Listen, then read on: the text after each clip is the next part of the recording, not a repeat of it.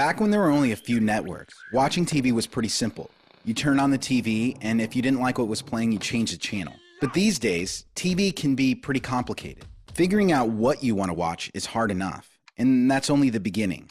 Once you've chosen a program, you have to figure out when it's playing and which of hundreds of channels it's on. It's like you have to change your schedule to fit your TV's schedule. In fact, many of us end up watching videos on the web because it's easier to find the things you want.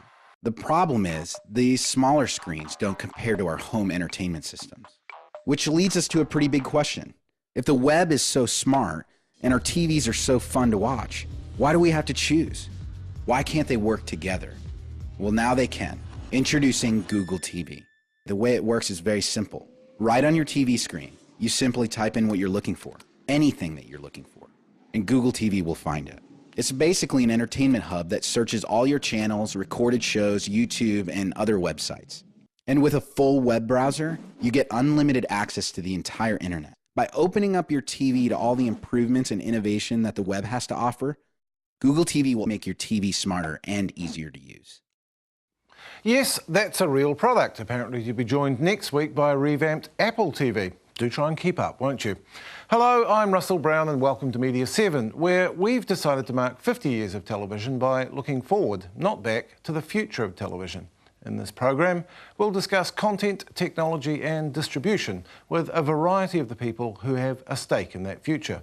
But first, we sent Jose Barbosa on his most exciting assignment yet. This is my mechanic Stu. Oh yeah. And using the almost limitless resources of TVNZ, he's modified my 1993 Toyota Corolla to travel through time. So, let's visit 2020. Heading to Time Gateway now, it's quite a rough ride.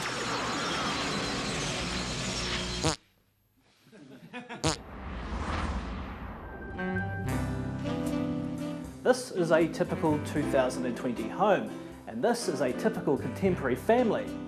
In this future, media has converged into portal devices like this Apple Google Avocado. At the same time, media has expanded, because now everything can be a delivery device, and that means every part of people's lives is inundated. This has drastically changed the way people communicate. This is Karuth, the matriarch daddy of the Mackenzie Yang family. Welcome to this evening's broadcast. We bring live stories from around the household. We'll begin with my lifelong partner Cheryl. Hi, hun. Pretty much spent all day with the droogs, pulling the heads off Jonesy's Monaro. Oh, dinner's ready. Thanks, Cheryl. Brandon, we hear that dinner's ready. Will you be joining us at the table tonight? As you know, I didn't ask to be born. I'm still harbouring a deep hatred of everything beautiful. Thanks for that, and we'll keep paying for your education like chumps. And now, for the thought of the day with our domestic helper, Hive Mind Matrix 12.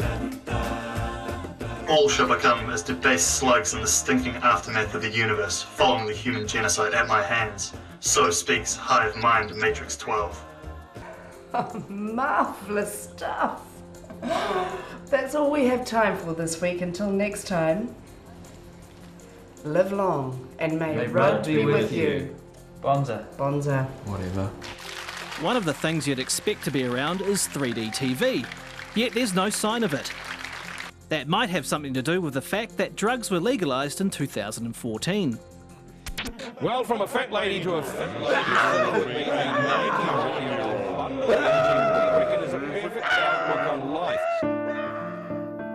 Okay, we've had a lot of fun today, but it's important to note that the future is not written.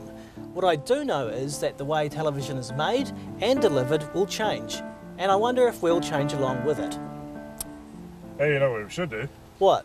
Let's go save Jesus. Yay! Let's save Jesus! Yay! We're gonna save Jesus.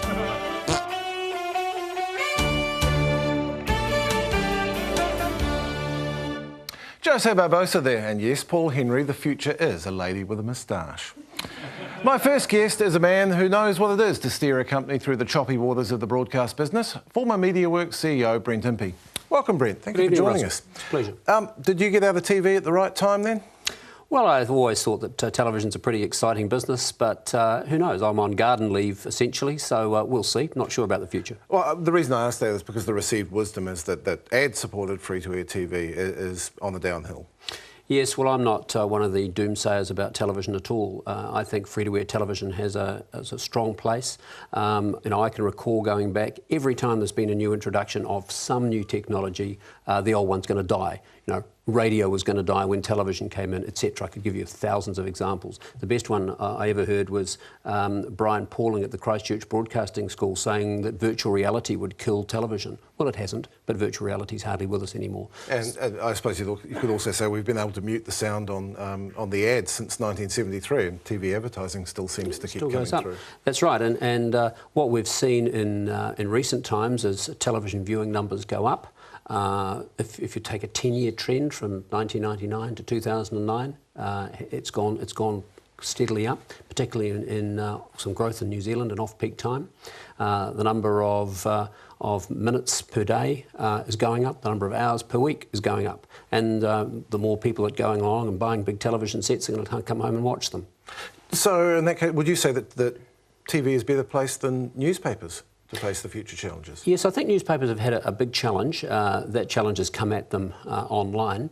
It has to some degree with television, but TV is quite well placed in that regard because of catch-up television, video on demand, using the internet, which is clearly getting stronger. When broadband rolls out in New Zealand, it'll become even more the case that the television companies are better placed to take advantage of that than the newspapers historically have been. Do you think the current system of program acquisition can sustain, though?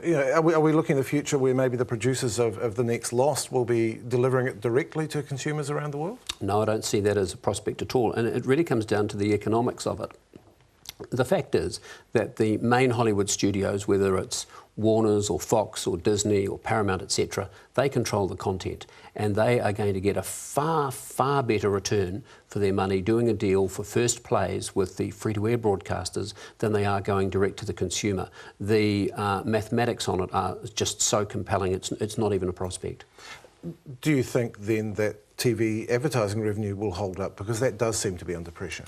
Yes, I think all advertising has been under pressure, with particularly with the recession, the growth of the net, the spread of advertising. That is a critical issue, and I think that with more television on offer, whether it's catch-up television, more Freeview channels, more paid TV channel options, more IPTV, etc., the ad market is going to struggle to be able to sustain that. So a really big challenge going forward is how to monetize this stuff, whether it's a combination of ads, subscription, public, who knows? Well, the public one's interesting. I mean, it is, maybe yeah. you could say, we're not going to monetise it, we're just going to put this out free to air. I wonder whether public broadcasting is going to become very important to the future of TV. Well, if you take a channel like this, for example, it couldn't survive on the ad market and requires some other form of money, let's call it public for the moment, to sustain itself. So in order for there to be growth that's not supported by the ad market. In New Zealand, for television, that's essentially the national ad market. Well over 90%, miles over 90% of the ads are network ads. So, and the cost of delivering local television is very, very expensive. Quality local television with the right content. So yes, the big challenge for broadcasters is how to get that mix of the consumer paying, the sponsorship, maybe the public purse. Well, I would have to say the public purse has been very important for TV3. You've been able to make, the big example is Outrageous Fortune. You couldn't have funded that out of advertising revenue, could you? Yes, well, I agree with that.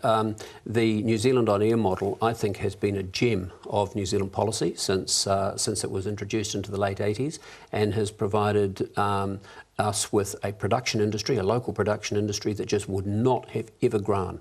And when you compare what we've got locally on television now, with what was 20 years ago. It's light years ahead. So yes, the New Zealand on-air model has been absolutely vital. It's not just for TV3, but as the pressure has come on costs, the need for local content has also become compelling. And local content is hugely, hugely important. It's not just in New Zealand.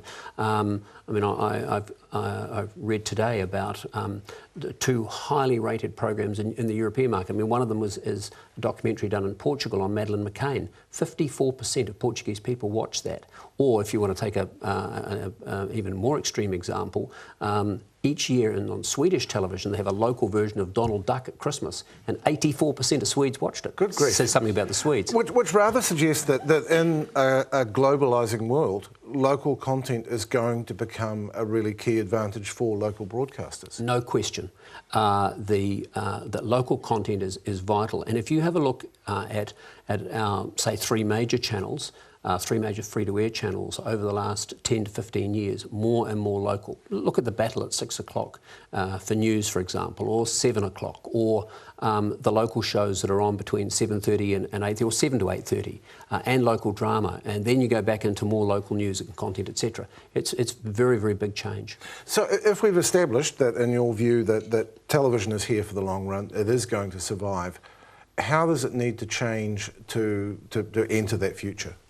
Well, there are some good signs on the horizon. One of the biggest ones, which is not a sexy one in terms of programs, but is very, very important for broadcasters, is the digital switchover, because that is going to reduce the cost of running a television business by millions and millions of dollars. The reason for that is that currently there's about 140, 150 odd transmitters around the country to get, say, TV1, TV2, TV3 out there to the audiences. With the digital switchover, it's 1 satellite feed and 7 or 8 what's known as digital terrestrial transmitters around there. The cost reduces enormously. So that's a huge benefit that's coming from digital switchover. So that's one thing. Which also underlines why Freeview was important. I'm not sure people have fully grasped why this had to happen, because we had to make that change, didn't we? Oh yes, the analogue equipment is dying. It's not the costs of maintaining are high. Also, the whole world is moving digital, and if we hadn't made this move, we'd be left behind in 5 years' time. It would have been what's New Zealand become? Another backwater. So yes, we had to. So we've established that there's a future for TV. Is there a future for you in TV, Brent?